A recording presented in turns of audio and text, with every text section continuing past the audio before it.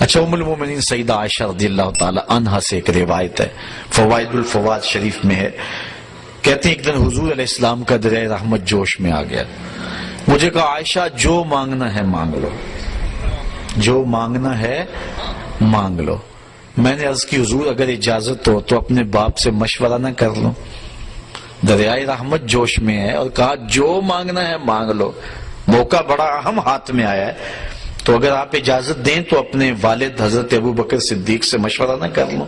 کہا جاؤ ان سے پوچھ لو۔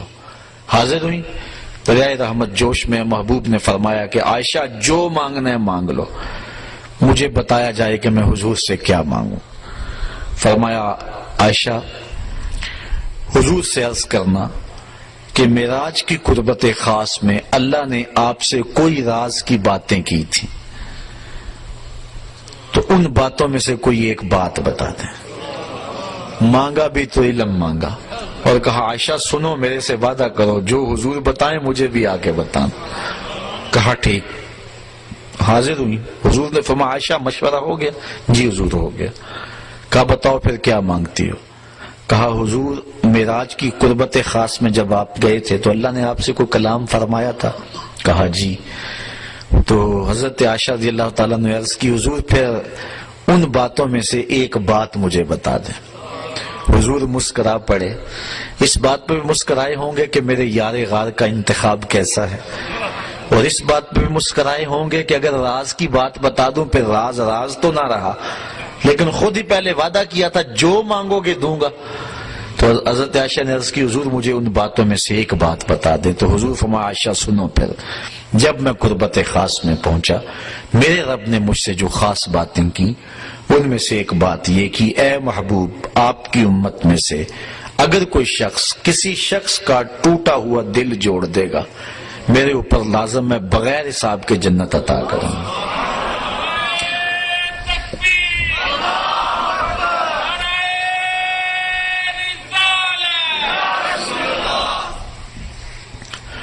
اللہ تعالیٰ پر ویسے کوئی شے لازم نہیں ہے، کوئی شے اللہ پہ فرض نہیں ہے، یہ ہمارے قائد کی کتاب میں لکھا ہے، شرح قائد میں، شرح مقاصد میں، خیالی سب کتابوں میں لکھا ہے کہ اللہ پر کوئی شے لازم نہیں ہے، کوئی فرض نہیں اللہ پر، لیکن از خود اپنے اوپر کوئی شے لازم کر لے تو یہ اس کا کرم ہے۔ تو کہا یہ بات میں اپنے اوپر فرض کر لی ہے، لازم کر لی ہے کہ جو شخص کسی شخص کا ٹوٹا ہوا دل جوڑ دے بغیر حساب کے اسے جنت عطا کروں۔ ام المومنین بہت خوش ہوئی کہ بسا اوقات کسی شکستہ دل کی بات سن لیتے ہیں، کسی کا دکھڑا ہی بیٹھ کے سن لینا کبھی تو اس کو تسکین ہو جاتی ہے، کسی کی مدد کر دیتے ہیں، کسی کے کام آ جاتے ہیں، کسی کو مصیبت سے نکال دیتے ہیں، یہ تو بخشش کا بہانہ مل گیا۔ اپنے والد گرامی کے پاس حاضر ہوئی، کہا ہاں عائشہ حضور سے پوچھا؟ جی پوچھا۔ کیا بتایا حضور نے؟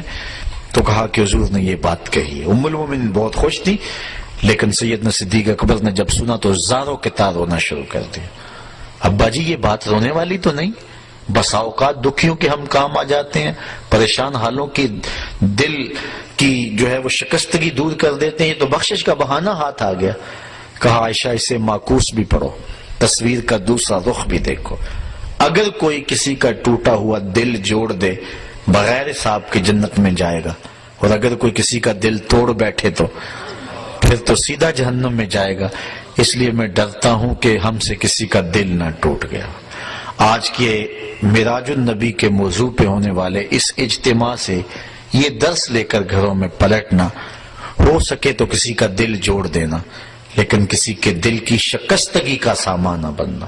میرے اور آپ کے آقا و مولا نے تو یہاں تک احتیاط فرمایا اپنے گوشت کی خوشبو سے ہمسائے کو تکلیف نہ دو، یا تو تھوڑا سا پانی زیادہ ڈال لو اور شوربے کی پیالی غریب ہمسائے کے گھر بھی بھیج دو، اور اگر یہ نہیں کر سکتے تو ایسے زاویے اور ایسے وقت میں کھانا پکاؤ جب ہمسائے کے بچے سو چکے ہوں، چونکہ بچے اٹھ کے ضد کر بیٹھے اور ماں باپ سے انہوں نے مطالبہ کر لیا، غریب ماں باپ استطاعت نہیں رکھتے، تو بتاؤ ان بچوں کے دکھ کا علاج کس کے پاس ہوگا؟ وہ کیا کسی نے کہا نا، دوپہر کو سلا دیتی ہے بچوں کو وہ اس ڈر سے گلی میں پھر کھلونے بیچنے والا نہ آ جائے۔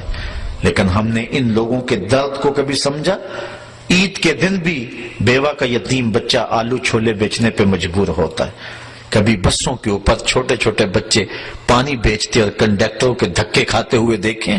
یہ بچوں کے سکول جانے کا زمانہ ہے، لیکن ہمارا معاشرہ بے درد ہو چکا ہے. تو ہمیں کسی کا دل نہ توڑنا، کسی کے دل کی شکستگی کا سامان نہ بنا. جوڑ سکتے ہو تو کسی کا دل جوڑ دینا، کسی کی شکستگی کو دور کر سکتے ہو تو یہ ایک بہت بڑی نیکی ہے، اور یہ بندے کو کہاں کی کہاں پہنچا دیتی ہے. میرے اور آپ کے آقا و مولا کی مجلس لگی ہوئی تھی. ایک شخص ایک کونے سے اٹھا، عرض کی حضور میرا بچہ گم ہے اور مل نہیں رہا، دعا کریں مل جائے. قبل اس سے کہ حضور دعا کے لیے ہاتھ اٹھاتے، مجلس کے دوسرے کونے میں ایک شخص بیٹھا تھا. عرض کی حضور میں ابھی فلاں باغ کے قریب سے گزر کے آیا ہوں، میں نے بچوں کے ساتھ اس کے بیٹے کو کھیلتے ہوئے دیکھا ہے. باپ نے سنا تو دوڑ لگا دی. آقا فرمائے سے بلایا گیا. بہت جلدی ہے میاں.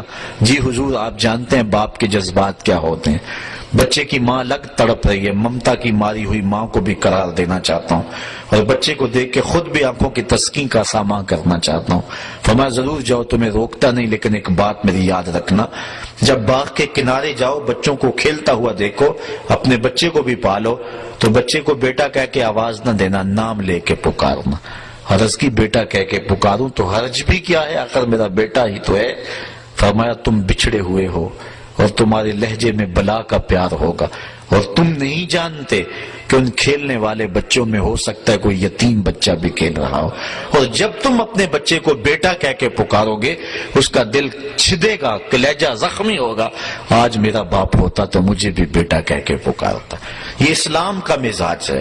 بیوہ کے سامنے اپنی بیوی سے پیار نہ کرو، غریب کے سامنے اپنی دولت کی نمائش نہ کرو، اور لوگوں کے لیے دل شکستگی کے سامان نہ کرو، لوگوں کے دل جوڑنے کی کوشش کرو. تو کہا عائشہ میرے رب نے مجھ سے جو باتیں کی ہیں ان میں سے ایک بات یہ ہے، آپ کی امت میں سے اگر کوئی شخص کسی کا ٹوٹا ہوا دل جوڑ دے تو میں نے اپنے اوپر لازم کر لیا ہے کہ بغیر حساب کے اس کو جنت عطا فرماؤں گا. اللہ تعالی ہمیں اس معراج کی برکتیں اور حضور علیہ الصلوۃ والسلام کے سفر کا نور نصیب فرمائے.